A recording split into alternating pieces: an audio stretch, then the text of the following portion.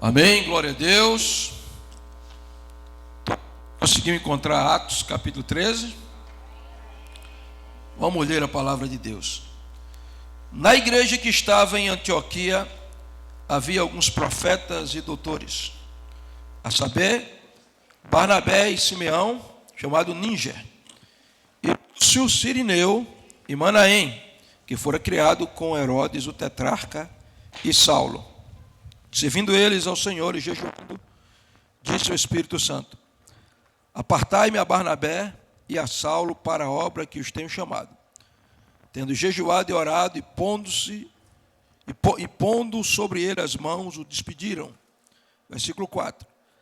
Assim estes, enviados pelo Espírito Santo, desceram a Seleucia, e dali navegaram para Chipre. E chegando a Salamina, anunciavam a palavra de Deus nas sinagogas de judeus, e tinham também a João como cooperador. Se você observou a leitura do texto, você viu o destaque do versículo 4 para a temática desse congresso. Vocês podem ler na sua versão em voz alta o versículo 4, por favor?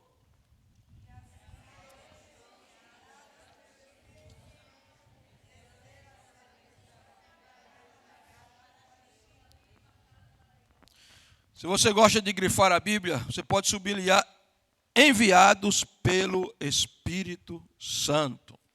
Nessa manhã eu gostaria de tratar com os irmãos, o pessoal da mídia pode jogar aí a projeção.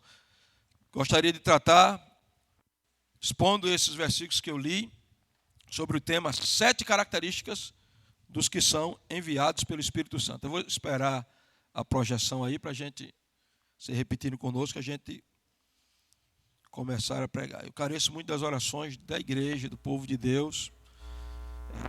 Eu prego desde os meus 12 anos de idade, mas eu não me acostumei ainda, pastor Deus. É o frio na barriga, é a tensão, é o peso da responsabilidade. Nós não estamos aqui dando uma palestra coach, nós estamos aqui para expor a palavra de Deus. É algo que tem que ser feito com muito temor e responsabilidade. E você que vai se expor, vai ouvir, você tem que ouvir também com temor e com responsabilidade. Estão conseguindo não? Estão abrindo não. Está tudo dando errado, mas vai dar certo daqui a pouco. Versículo 4 diz: assim estes, enviados pelo Espírito Santo. Então eu quero falar exatamente sobre 7 características dos que são enviados pelo Espírito Santo. Existem 3 palavras básicas no Novo Testamento para enviar, palavras gregas. A primeira delas é apostolos, que quer dizer enviado para uma missão. Daí vem a palavra apóstolo, ou é missioneiro, grego, missionário. A segunda palavra é ekbalo, é a junção de 2 palavras. Ek, de exegese, ek quer dizer entrar e extrair para fora. E balo quer dizer o envio violento. Em Mateus, capítulo 10, verso 40, a Bíblia diz que Jesus foi enviado, ele é o apóstolo dos apóstolos. Mas nos versículos anteriores do capítulo 4 diz que ele enviou os discípulos, e aí eles se tornam apóstolos, eles foram enviados. No capítulo 9, verso 38, Jesus disse: rogai, pois, ao Senhor da seara que envie trabalhadores para a sua seara. A palavra enviar ali é exatamente ekbalo, extrair para e lançá-los com violência, expulsá-los para o evangelismo, para a missão, sem a possibilidade de um retorno. Mas a palavra que aparece nesse texto aqui, versículo 4, enviados pelo Espírito Santo, é ekpo, que quer dizer enviar para fora também. Então eu quero dizer para você que a igreja tem uma grande vocação. A vocação da igreja é a vocação de adorador. Mas a igreja também tem uma grande missão. A missão da igreja é ir. A palavra igreja, do grego eclésia, quer dizer congregação dos chamados para fora. Não é no congresso como esse que se ganha almas para Jesus. No congresso como esse nós somos expostos à palavra, fortalecidos pela palavra, edificados pela palavra, consolados pela palavra, exortados pela palavra, alimentados pela palavra, cheios da palavra, robustecidos pela palavra, levantados pela palavra, para a gente engordar, pastor. Só engordar e ficar cheio de palavra, não. Você vem aqui, isso aqui é um treinamento para você ir lá para fora, porque os pecadores estão lá. Então, e o papel da igreja é ir. Eclésia é que extrair a para fora. Então, queridos, a Bíblia diz que os apóstolos aqui, os primeiros missionários da igreja de Antioquia, os primeiros a serem considerados apóstolos, eles foram enviados pelo Espírito Santo. Mas, pastor, não poderiam ser enviados pelo Pai? Já pode, né? Estou na introdução, pode deixar, eu vou dizer o tempo. Eu não gosto muito de passar, não, mas vamos fazer isso aqui. Se puder, eu dou o sinal, viu? Muito obrigado. Vem cá. Em verdade te digo que não perderás o teu galardão. Então vamos lá. Pastor, por que não diz enviados pelo Pai? Enviados por Cristo. Por que é enviados pelo Espírito Santo? Porque existem dispensações. A dispensação do Pai, a dispensação do Filho, a dispensação do Espírito Santo. No Antigo Testamento, é Deus quem envia. Deus chama Noé e envia Noé para se tornar pregoeiro da justiça daquela época e construir a arca. Deus chama Moisés no deserto de Midian, quando ele resolve subir ao monte Horebe e diz: Moisés, vem cá, eis que eu te envio para que tires o meu povo do Egito e confrontes a Faraó e o politeísmo de principados e potestades no Egito. Ele vinha Samuel, o menino vai para o templo, o menino cresce, o menino é enviado como mensageiro de avivamento para despertar uma geração acordada. Mas quando nós chegamos no capítulo 6, a gente vê o primo do rei Uzias, de joelho trêmulo, sem saber o que fazer, e você pergunta: Isaías, por que você está trêmulo desse jeito? Ele diz: não, eu tive uma visão, a minha visão tem 3 dimensões, ela é vertical, a minha visão é introspectiva, e a minha visão é horizontal. Mas o que é que você viu? Em primeiro lugar eu vi o trono, e o que é que você viu no trono? Alguém sentado sobre o trono, e esse alguém era como? Ele era glorioso, as abas de sua veste enchiam o templo, sobre a sua cabeça serafins voavam e diziam: Santo, Santo, Santo, é o Senhor dos exércitos, toda a terra está cheia da sua glória. Mas o que é que você vê mais, Isaías? Eu vi o meu interior, eu olhei para dentro de mim. Eu era acostumado a dizer: ai dos que se embriagam até a tarde, ai daquilo, mas eu olhei para dentro de mim e eu vi a minha condição. Eu tive uma visão introspectiva: ai de mim, porque sou homem de lábios impuros e habito no povo de impuros lábios. Mas o que é que você viu mais, Isaías? Eu tive uma visão horizontal. Primeiro eu ouvi a voz daquele que bradava, e o grito dele, e o apelo dele, e o desafio dele era: a quem enviarei? Quem há de ir por nós? E eu disse: eis-me aqui, envia-me a mim. Note que é o Pai enviando. Mas quando você chega nos evangelhos, na dispensação de Cristo, na manifestação de Cristo, é Cristo quem envia. Ele separa 12, discipula 12, pastoreia 12, forma 12, e depois ele diz: viva. E o nosso tema é: rogai ao Senhor da seara que envie, e Cristo envia. Mas aqui, queridos, não é mais o Pai quem envia, não é mais o Filho quem envia. Nesse texto, quem envia é o Espírito Santo. Então preste atenção aqui. Deus enviou Jesus. Jesus enviou o Espírito Santo. E o Espírito Santo envia a igreja. Por quê, pastor? Porque nós não estamos mais na dispensação do Pai. O Novo Testamento se encerrou.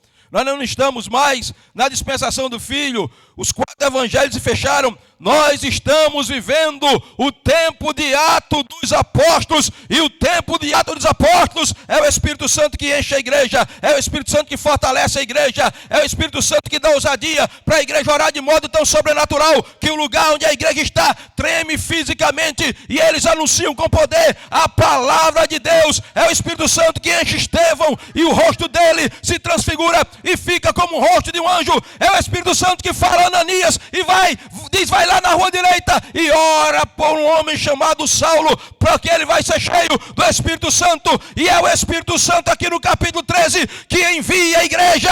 Então se prepare nesses dias para continuar tendo experiências com o Espírito Santo, porque ele vai te enviar. Dê um aplauso se você é crente.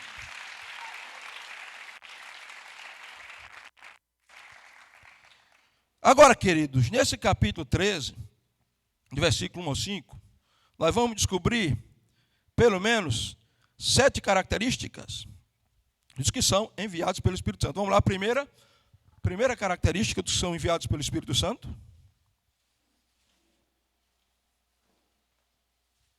Pode colocar o texto também? Em primeiro lugar, os que são enviados pelo Espírito Santo, primeiro são chamados pelo Espírito Santo.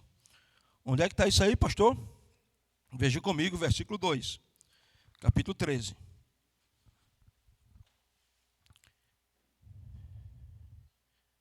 Capítulo 13, verso 2. E servindo eles ao Senhor e jejuando, disse o Espírito Santo, atai-me a Barnabé e a Saulo para a obra que os tenho.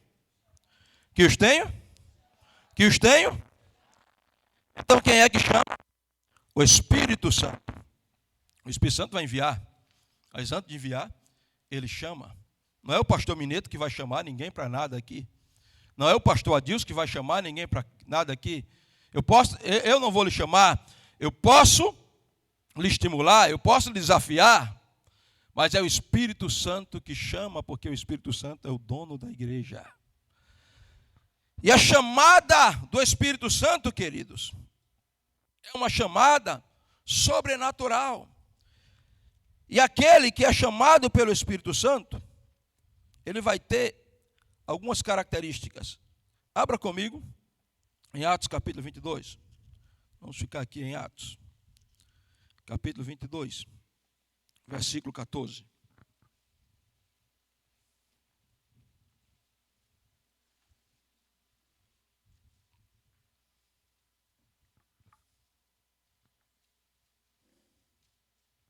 Vamos pedir para o anjo Cronos descer hoje de manhã aqui de novo, né, pastor? Ou então a gente faz a oração de Josué. Para o tempo aí um pouquinho, Deus.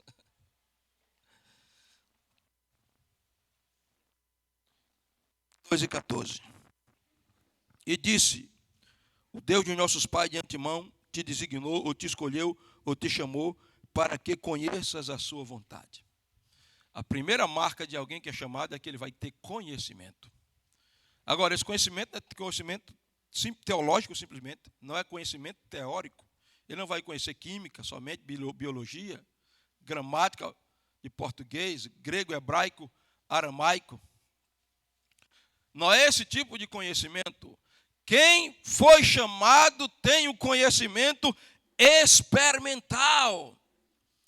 Ele foi chamado porque teve uma experiência com Deus, irmãos. Veja Isaías. Depois que Deus o chama, ele se oferece, eis-me aqui. Isaías se torna alguém diferente. Isaías estava no anonimato, mas agora Isaías, depois de chamado e por ser chamado sobrenaturalmente, passar a ouvir a voz de Deus e conhecer a voz de Deus, ele se torna o grande evangelista do Antigo Testamento, o único chamado profeta messiânico. E ele já abre o capítulo 7 falando do nascimento sobrenatural do Messias. Capítulo 7, versículo 14, o Senhor nos dará um sinal, uma virgem conceberá e dará à luz um filho. Mas no capítulo 9, Isaías já fala do governo do Messias. No capítulo 11, Isaías vê o reino milenal do Messias. Ele vai profetizando. O que aconteceu com Isaías? Ele teve uma experiência, ele conheceu sobrenaturalmente, experimentalmente. Primeiro, conhecimento sobrenatural, experimental. Segundo, conhecimento da vontade, querido. Você já sabe qual é a vontade de Deus para a sua vida? Você tem uma vontade e Deus tem outra. E a sua vontade muitas vezes é trôpega, capenga, lhe engana. Mas a vontade de Deus, ela tem 3 níveis. Primeiro, a vontade de Deus, ela é boa porque ela tem átrio, ela tem altar de holocausto e tem pia de bronze, ela tem calvário e ela tem palavra que santifica. Segundo, a vontade de Deus, ela é agradável, porque ela tem menorá, ela tem candelabro de ouro, ela tem iluminação do Espírito Santo, ela tem mesa dos pães de a proposição, ela tem palavra que nos alimenta, a vontade tem presença na palavra. Ela é agradável porque ela tem altar de incenso, intercessão e adoração. Mas a palavra de Deus não é só boa e agradável, ela é perfeita, porque ela tem santo dos santos, ela tem a arca da aliança, ela tem a glória, o peso da glória, ela tem a Shekinah, a manifestação da face e da presença, e ela tem Kavod, o peso da glória, que nos esmaga para andarmos em vitória. Pergunta ao seu irmão, você conhece a vontade de Deus? Diga para ele, nesses dias, Deus estará te chamando para conhecer a sua vontade. E qual é a vontade de Deus, pastor? A vontade de Deus é que todos os homens sejam salvos e venham ao pleno conhecimento da verdade. Jesus, o senhor não quer um cheeseburger? Não, eu sou atlético. Não como isso não. Jesus, um sanduíchezinho de peixe conservado, o senhor gosta muito de peixe. Não, eu não quero comer essa comida agora. E qual é a comida que o Senhor quer, Jesus? A minha comida é fazer a vontade daquele que me enviou e realizar a sua obra. E qual é a vontade princípio de Deus? A vontade princípio de Deus é o estado de Pernambuco todo salvo, é São Paulo salvo, é o Rio Grande do Norte salvo, é o Brasil salvo, é as nações salva. Quem tem chamado conhece a vontade. Agora abra a mão da sua vontade, para que a vontade de Deus seja instaurada na sua vida. Qual é a outra marca de quem foi chamado, pastor? É que ele ouve a voz da boca do próprio Cristo, mas eu não vou falar disso, porque é outro ponto aqui, de Atos 13. E qual é, pastor, o outro nível da vontade? Verso 15, do capítulo 22. Porque há de ser sua testemunha. A vontade de Deus é que você seja testemunha dele. Testemunha, a palavra grega aí, martíria, de Marte. Testemunha, que testemunha com a sua própria vida. Porque tem gente que prega muito, mas a vida dele destrói a pregação dele. Ele é muito de blá, blá, blá, mas se alguém observar a vida dele, não vai ver nada de Cristo. E como dizia Billy Graham, de cada 100 pessoas, uma lerá a Bíblia, 99 lerão a sua vida. O que é ser testemunha? Ser testemunha é estar disposto a pagar com a própria vida para ver o evangelho se expandir. Quando foi que o evangelho começou a se expandir, pastor? Na história da igreja primitiva lá em Atos. Foi quando Estevão foi a primeira testemunha. Pagou com a vida. A perseguição veio, mas daí para lá houve um equibalo. O Espírito Santo expulsou os crentes para fora da cidade de Jerusalém, expulsou os crentes para as 4 paredes, e os crentes foram aos territórios ainda não alcançados. É isso que vai acontecer conosco nesse congresso.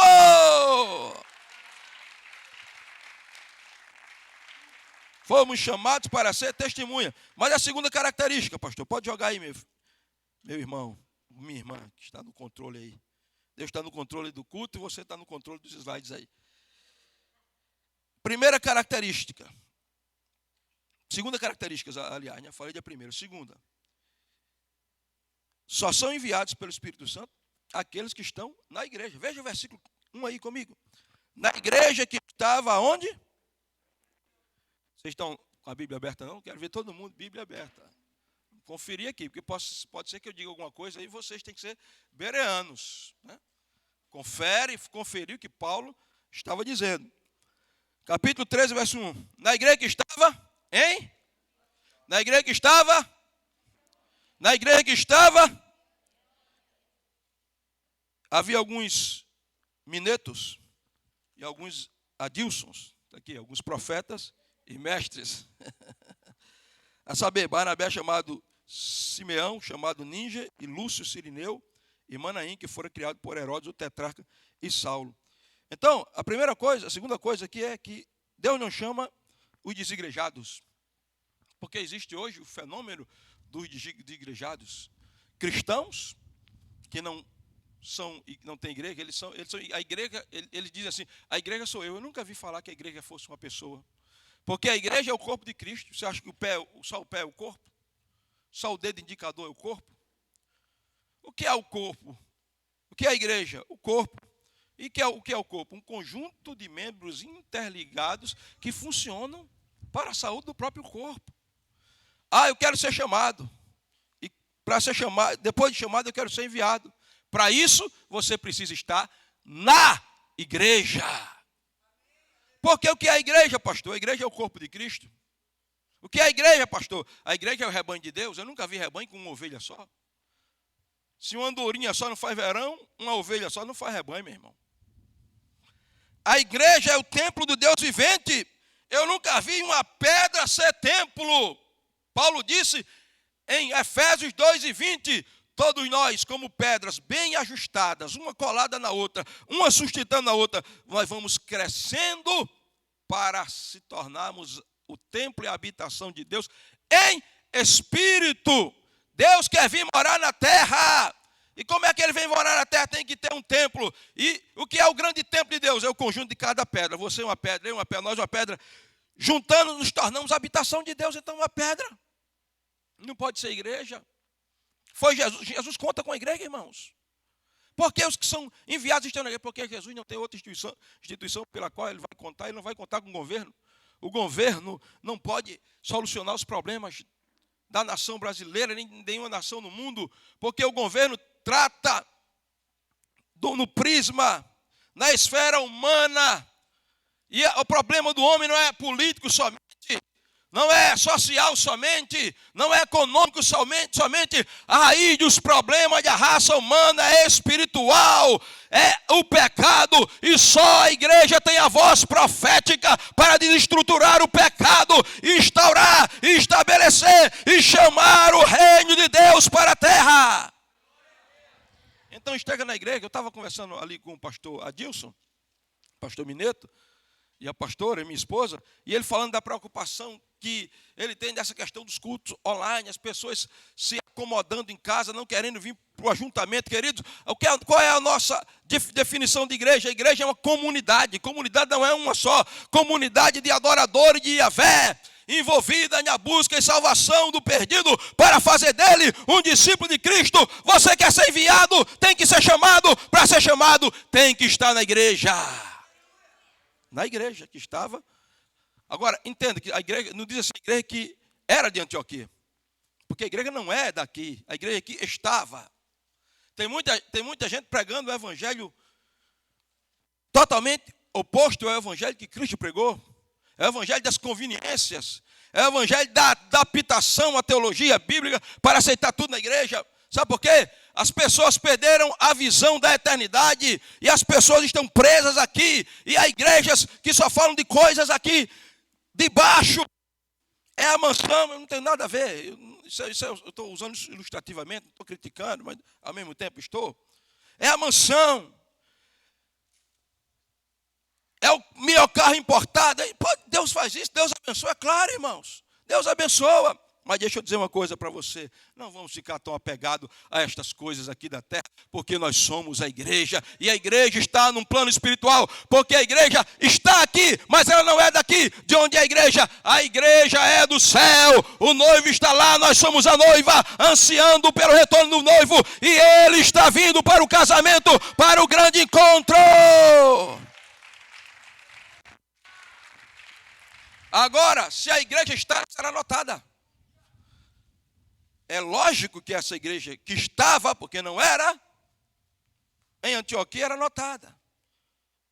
E aí, Deus vai chamar exatamente os que estão na igreja. Então, esse fenômeno de desigrejado é papo furado. Não tem base bíblica, teológica, escriturística nenhuma. Foi Jesus quem disse, eu edificarei a minha igreja. E a palavra lá edificar, oikodomeu, colocar pedra sobre pedra. Sobre essa confissão, Pedro, de que eu sou a grande rocha, eu pegarei pequenos fragmentos extraídos de mim mesmo e eu vou construir a minha igreja. Aí a palavra igreja grega, que vem de carral, congregação, irmão. Olhe na Bíblia. Nem Deus vive isolado, sozinho no universo. Deus é uma igreja eterna, é a Trindade, Pai, Filho e Espírito Santo.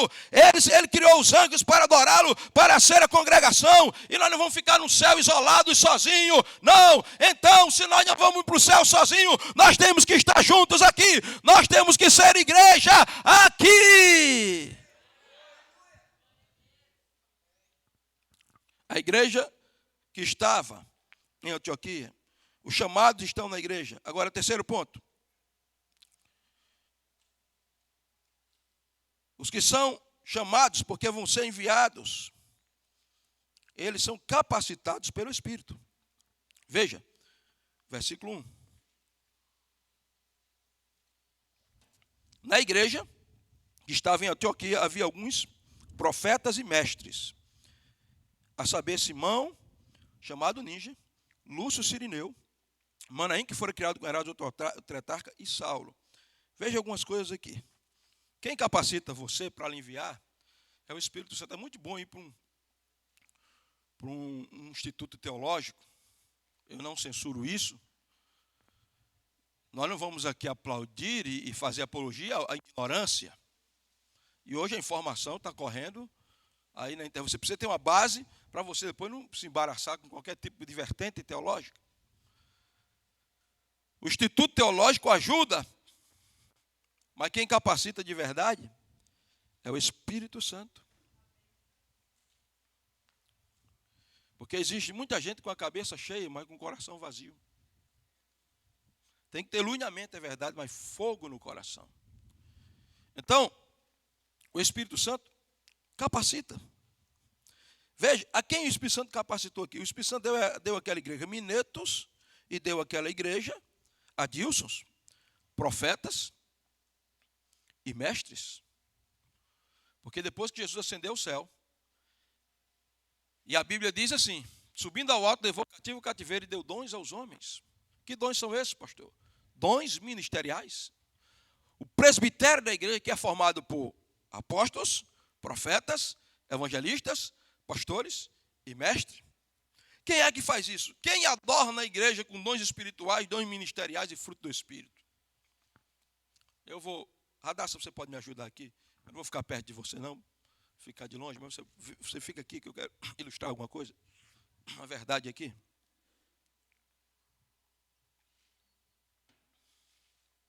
Aquele canta ali pequenininho, traga ele ali, por favor. O do meio. O médio, não, o outro. Coloque nos seus ombros, por favor, por gentileza. Pode ficar aí. A maior tipologia bíblica do Antigo Testamento na igreja, para mim, é Rebeca. E a Bíblia vai falar algumas coisas de Rebeca. Primeiro, a Bíblia diz que Rebeca vinha com um cântaro no ombro. Ande um pouquinho, por favor. Um cântaro no ombro. E a Bíblia diz, Rebeca saía, a Bíblia diz que Eliezer é um tipo do Espírito Santo. Abraão, naquele texto, é um tipo do pai, que envia o Espírito Santo para preparar a noiva para o filho Isaac, Jesus. E a Bíblia diz que Eliezer estava olhando para Rebeca, estava observando Rebeca, admirando Rebeca, porque o Espírito Santo não perde você de vista. Ele está observando as suas atitudes. Eu vou ter aí 2 perfis nas minhas redes sociais, vou cometer aqueles pecadozinhos de estimação escondidozinho, porque finalmente o pastor Adilson não vai me ver. É verdade, o pastor Adilson pode não te ver, mas o Espírito Santo, se você faz parte do corpo da igreja, o Espírito Santo não perde você de vista. Até nos momentos que você se sente fragilizado, abandonado por todos, o Espírito Santo está olhando para você. Agora, o texto diz que Rebeca saía, pode andar, porque a igreja não fica estática, parada, a igreja sai. Por isso que a eclésia quer dizer chamados para fora. A Bíblia diz que Rebeca trazia um cântaro no ombro, porque a igreja trabalha. Irmão, tem muita gente morrendo de sede aí, sede espiritual. Você acha que o indivíduo, quando ele se deixa destruir completamente, vai me monitorando aí, pastor? Você acha que quando o indivíduo se autodestrói com as drogas, com a prostituição, com o alcoolismo. O que é aquilo, hein? É uma sede que ele tem de Deus, mas ele não descobriu que só é Deus que preenche aquela sede. Então, ele vai buscar nas drogas, mas a igreja pode andar. Tem que ter cântaro no ombro. E Eliezer olhava para a igreja trabalhadora, a igreja bela. Aí a Bíblia diz que Rebeca se abaixou para tirar água da fonte. Pode tirar água aí na fonte. Tira água aí da fonte. Por quê? Porque a igreja sempre vai estar inclinada. Isso fala humildade. Deus não usa soberbos. Deus não usa pessoas cheias de empáfia, de orgulho. Deus não usa e nem chama e nem envia gente com peito de pomba que não se submete a ninguém. Não, eu não me submeto a ninguém. Eu não obedeço a ninguém. Meu pastor sou eu sou a igreja. Não. A Bíblia diz que a Rebeca se abaixar, porque a igreja sempre está se abaixando. Agora a Rebeca enchia o cântaro, porque a igreja não está vazia, ela está cheia da água da vida. E a Bíblia diz que Rebeca enche o cântaro. A Bíblia diz que Rebeca subia, pode subir agora, que Rebeca subia porque a igreja sobe, a igreja sempre está no plano elevado, a igreja sempre está nas alturas. Se já ressuscitaste com Cristo, buscai as coisas que são do alto, onde Cristo está sentado com Deus e o Pai. É subindo, que um dia a igreja vai ouvir o último toque do chofar e vai subir de uma vez para a eternidade. Aplauda Jesus se você é crente. Mas pastor, o que o senhor quer dizer com isso? Eu quero dizer uma coisa que não ficou só nisso. Eliezer observou e disse: obrigado, Deus. É a noiva do meu senhor Isaac. Só pode ser ela. E a Bíblia diz que lá vem. Agora, coloca o cântaro. Aí sim. Coloca as duas mãos assim. A Bíblia diz que lá vem Eliezer. Preste bem atenção. A Bíblia diz que ele colocou pulseiras na mão esquerda, pulseira na mão direita, pulseiras na mão esquerda de Rebeca e colocou um colar no pescoço. O que é isso, pastor? O que é isso? Isso aqui é tipologia bíblica. Pulseiras na mão esquerda de Rebeca. A igreja tem que estar adornada com dons espirituais. Pulseira na mão esquerda. As 3 categorias de dons espirituais. Dom de inspiração, dom de poder e dom de revelação. Profecia, variedade de línguas, interpretação de línguas. Palavra de sabedoria, palavra do conhecimento, discernimento de espírito, cura, milagres e fé, dons de poder na mão esquerda da igreja. Mas a Bíblia diz que ele colocou um colar no pescoço de Rebeca. O que é o colar, hein, pastor? Se colar com 9 pedras, as 9 manifestações de fruto do Espírito Santo: amor, alegria, paz, bondade, longanimidade, benignidade, domínio próprio, mansidão. Mas ficou só assim? Não. Na mão direita, ele colocou um colar. E eu digo, com 5 pedras preciosas. Quem é, pastor? Quem são as 5 pedras preciosas? Os 5 ministérios: apóstolo, profeta, evangelista, pastor e mestre. A igreja é capacitada pelo Espírito Santo. Muito obrigado. É o Espírito Santo que capacita a igreja, irmão. Faça a sua parte, capacite-se teologicamente. Estude a Bíblia, estude com vontade de estudar. Seja um devorador de Bíblia. Mas quem vai te capacitar no sobrenatural é o Espírito Santo. E quando o demônio se manifestar, um principado, você vai chegar para ele assim, ó, tá aqui: saia em nome do reitor da minha faculdade teológica. Vai embora em nome do meu diploma teológico. Ele não vai respeitar isso aí. Mas se você está cheio do Espírito Santo e você diz: saia em nome de Jesus, ele vai ter que bater em retirada.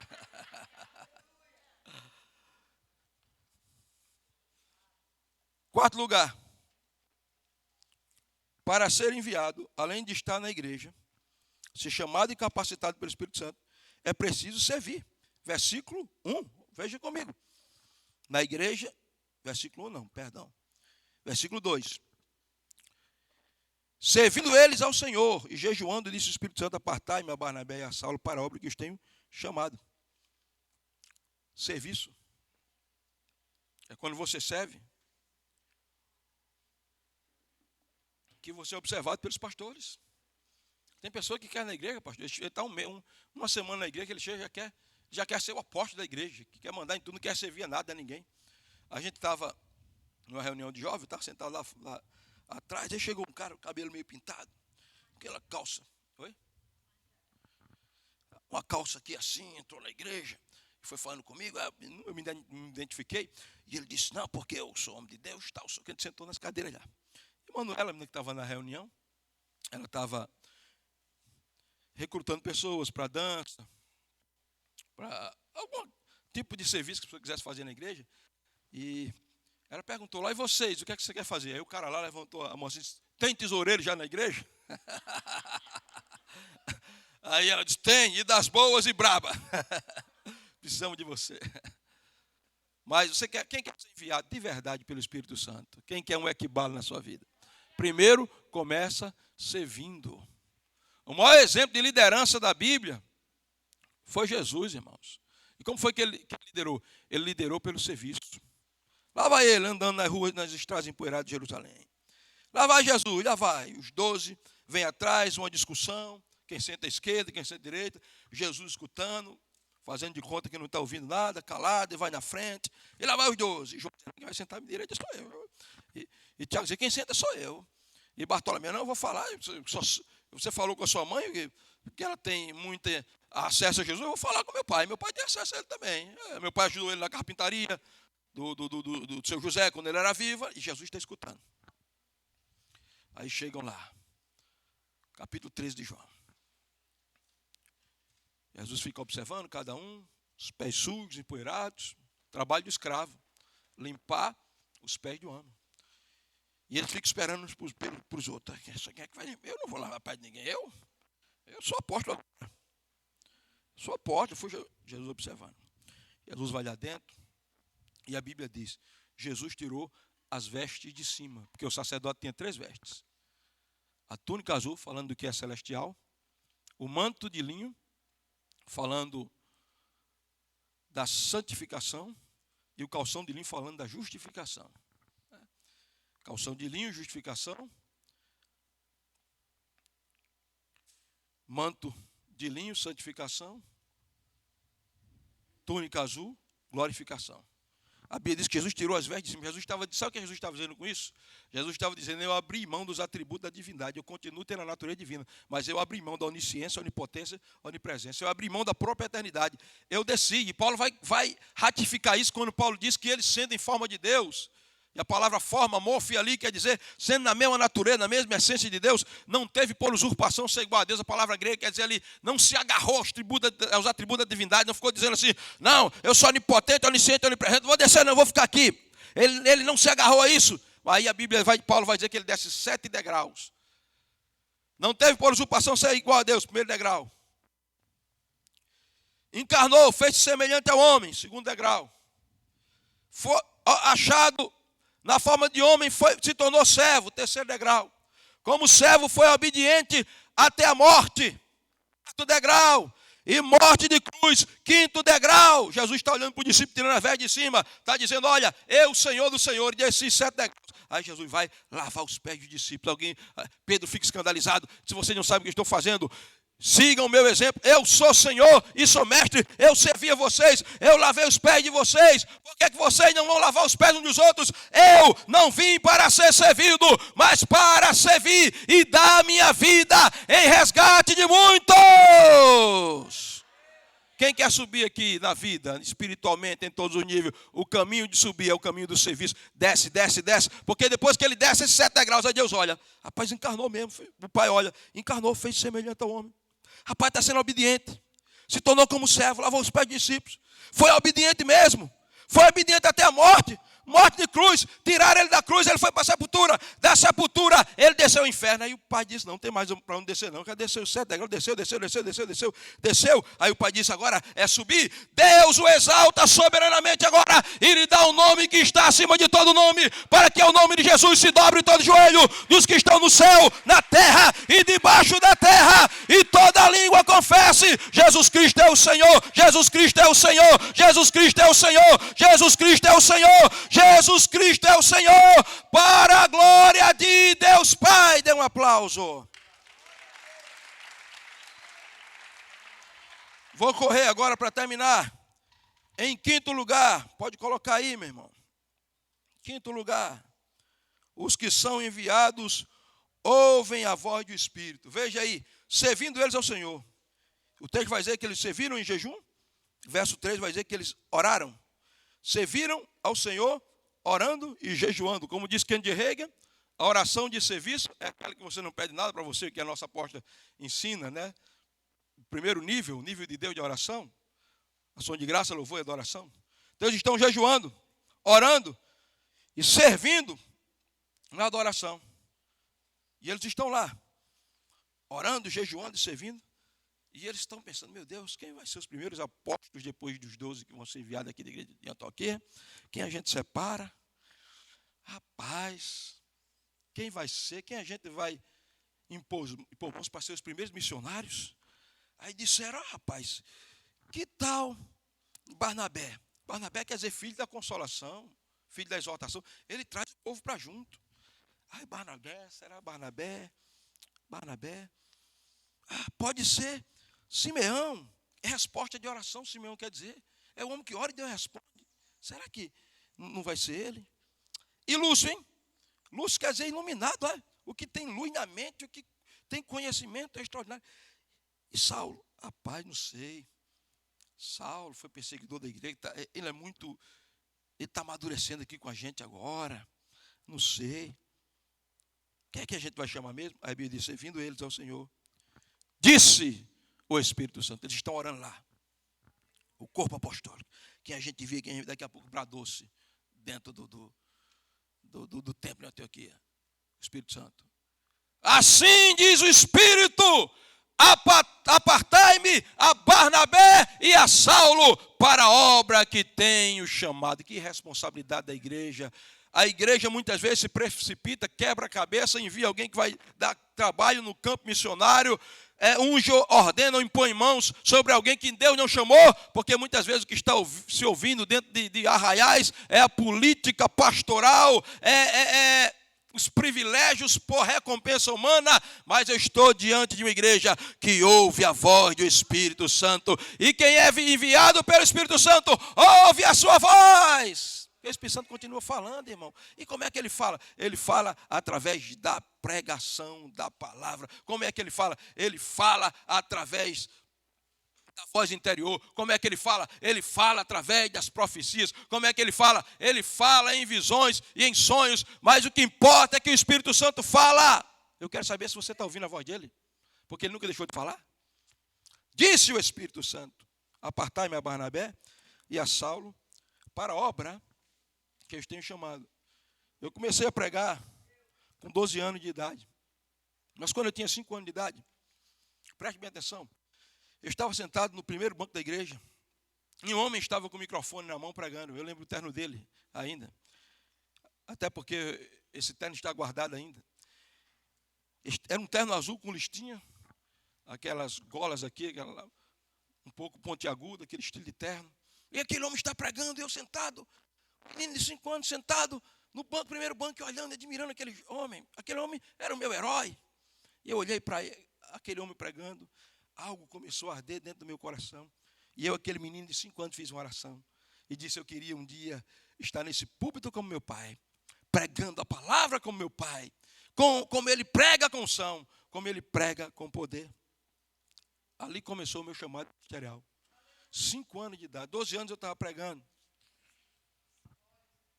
Me envolvi com algumas influências, me distanciei da igreja. Passei 5 anos fora. 5 anos depois, 1989, eu tive um encontro sobrenatural com Jesus. Dia 11 de novembro de 1989, exatamente 31 anos atrás, numa quadra de esporte.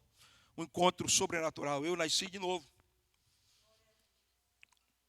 Mas eu não pensava nunca, eu queria sonhar, nunca estar aqui conhecendo uma bagagem poderosa dessa aqui, bíblica, como a Dilson está conhecendo o profeta Mineiro, que já andou o mundo todo, está pregando aqui na igreja de Pernambuco, eu 17 anos, magrinho. E aí, pensava em ser pastor? Não, eu entreguei minha vida a Jesus. Eu era o crente mais fraco da igreja, tão fraco, que a minha oração era, Senhor, segura na minha mão, não vou aguentar, sustenta a minha mão. Um dia eu estava dormindo, estava deitado numa rede, a gente tinha ido para uma cruzada, Assembleia de Deus. Uma semana você já está de paletó e gravata e com o microfone na mão pregando. E me deram a oportunidade, eu disse algumas coisas lá. E a gente foi para a casa de um irmão, e eu deitado na rede, de olho fechado, ele pensava que eu estava dormindo. Disse, ó, tem que investir no menino aí. O menino tem talento, o menino vai pregar a palavra. Agora ele precisa ler Bíblia, né? E eu escutando.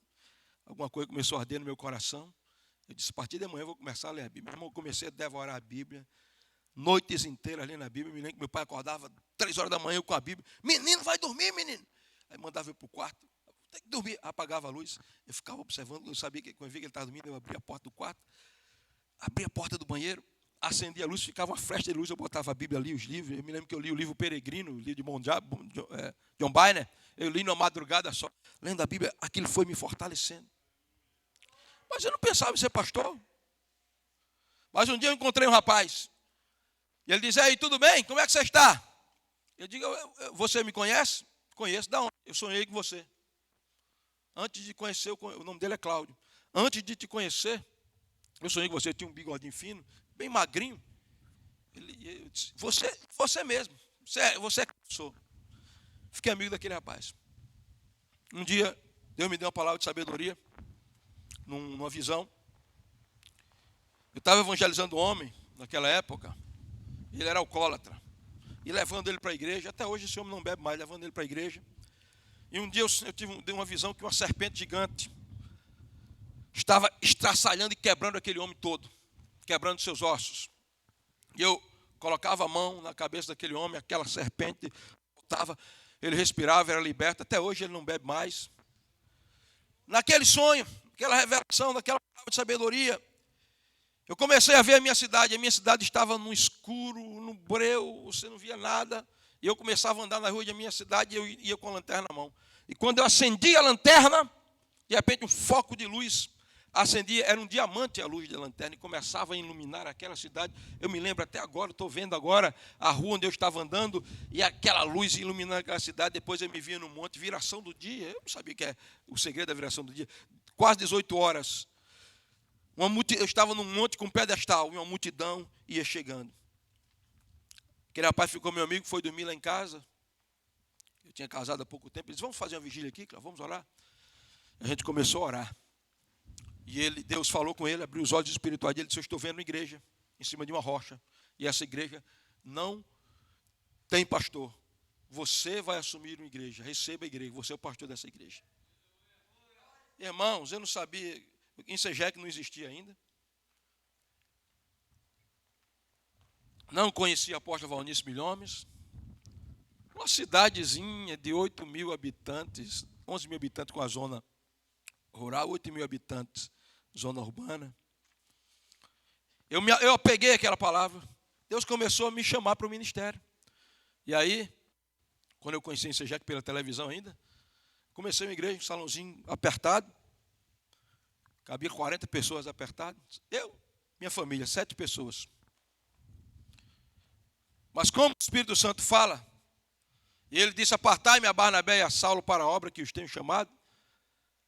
E o Espírito Santo fala, eu estava ouvindo o apóstolo Deus dizendo que ele estava preocupado aqui orando. E quando ele está orando, ele sentiu a mão tocar nele e o Espírito Santo disse, descansa. Né? Descansa, o Espírito Santo fala. Há um ano atrás, 1 ano e meio mais ou menos, esse meu amigo, eu tinha perdido contato com ele, mora em outra cidade. Ele esteve na nossa igreja.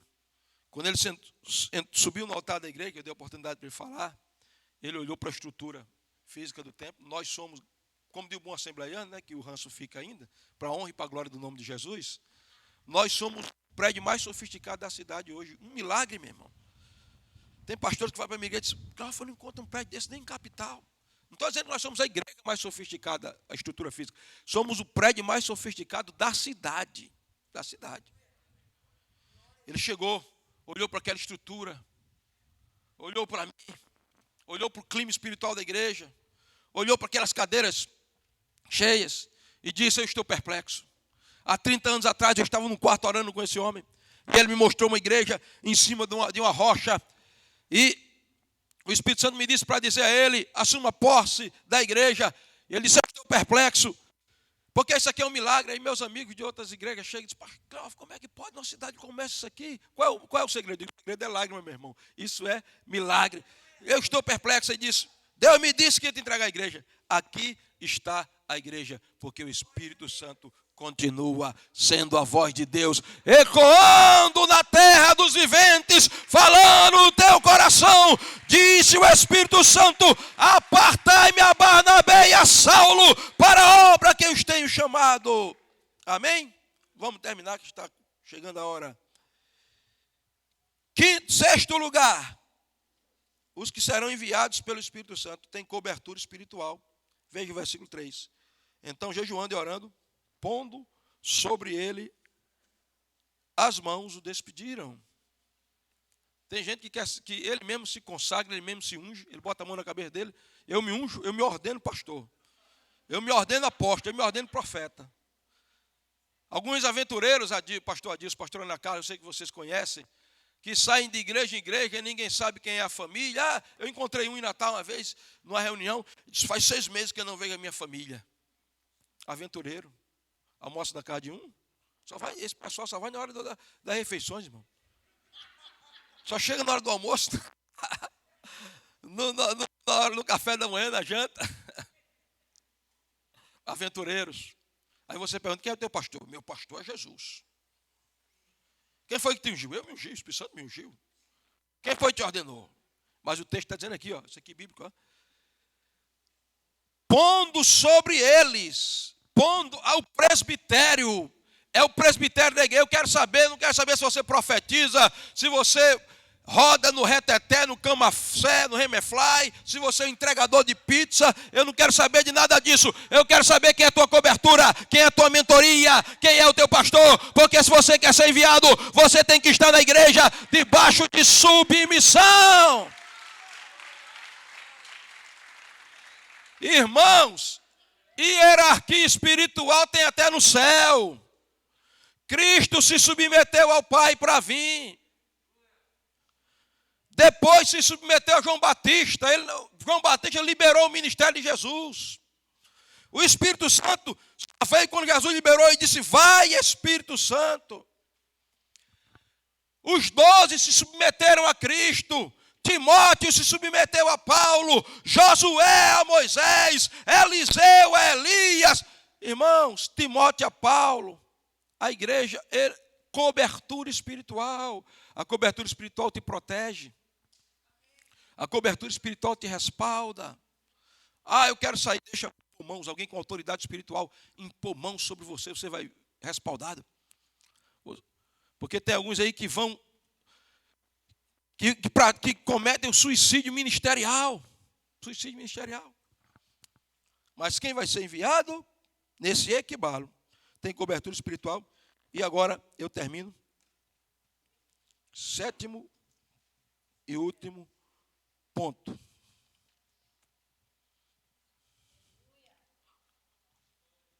Verso 5. Chegando a Salamina, anunciavam a palavra de Deus nas sinagogas de judeus. Tinham também João como cooperador. Quem vai ser enviado vai imitar o mestre. Olha aí o que o texto diz. Eles fizeram exatamente o que Jesus fez. Primeiro, eles foram liberados pelo presbitério. Segundo, eles foram enviados pelo Espírito Santo. Jesus foi enviado pelo Espírito Santo, né? Aquela palavra diz que o Espírito Santo o levou para o deserto, é que Balo o levou violentamente. E para onde é que eles foram pregar? Olha o texto aí, anunciavam a palavra, porque eles conheciam a palavra, porque eles tinham a palavra, porque eles viviam a palavra, porque eles amavam a palavra, porque eles eram cheios da palavra, porque o instrumento de edificação da fé deles era a palavra, porque a arma espiritual deles era a palavra, porque eles tiveram contato com a palavra viva. E essa palavra se tornou viva dentro deles também. Anunciavam a palavra. Aonde? Olha, onde está escrito na tua Bíblia? Qual foi o local que eles procuraram, hein, irmãos, para anunciar? A palavra de Deus é veja, verso 5. Nas.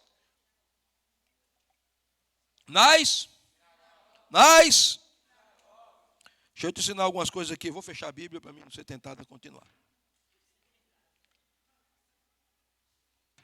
Você já observou que o ministério dos apóstolos, em Atos dos Apóstolos, que poderia ser chamado Atos do Espírito Santo, não é nada mais, nada menos do que uma reprodução do que Cristo fez?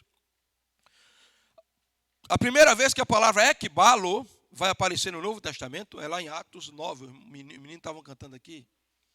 Quando diz, rogai ao Senhor da Seara que envie.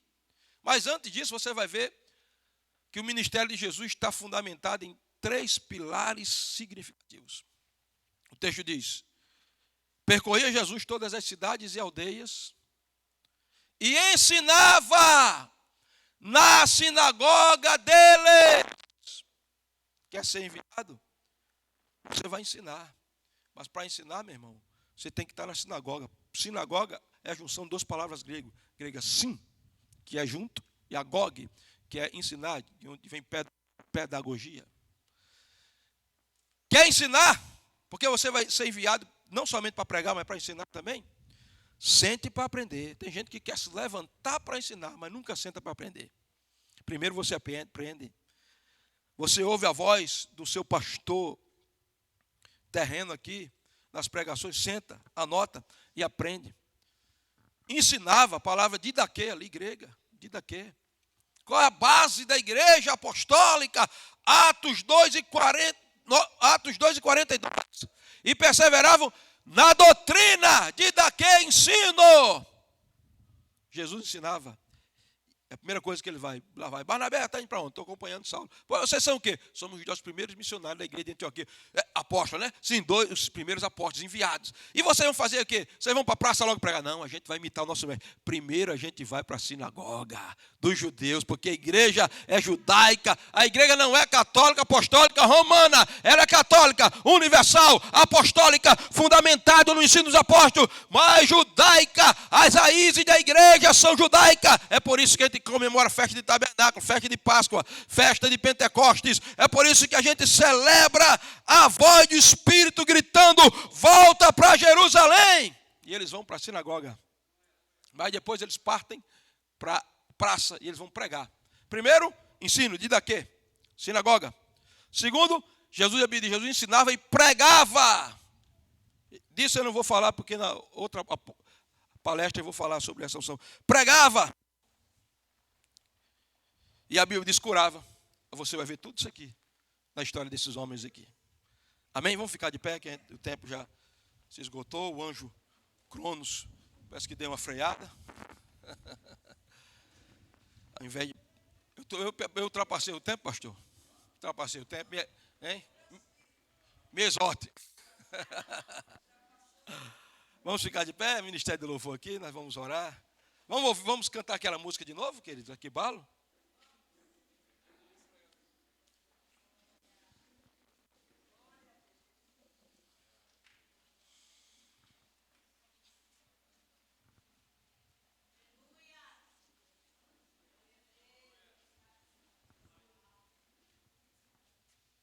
Feche os seus olhos. Quantos aqui dizem, Senhor, eu quero ouvir a tua voz? Senhor, eu sei que eu tenho cobertura espiritual. Senhor, eu estou aqui para servir. Senhor, eu quero ser enviado. Eu quero um equibalo na minha vida. Quem quer esse equibalo, esse envio? Então feche os teus olhos. Enquanto eles cantam, você vai adorar. Espontaneamente. Você não precisa ser estimulado por mim para isso. Quem vai te estimular é o Espírito Santo que está dentro de você. Eu só desafio você a se libertar nessa manhã, a deixar a voz do Espírito falar com você. Porque o Espírito Santo está te chamando. Está te chamando porque você está na igreja. Porque você está na igreja, ele vai te capacitar. Porque ele vai te capacitar, você serve, você vai ser capacitado para servir. Porque você vai ouvir a voz do Espírito. Porque você vai ser respaldado pela cobertura espiritual. E porque você vai imitar o seu mestre. Vamos ouvir o louvor enquanto você espontaneamente adora a Deus.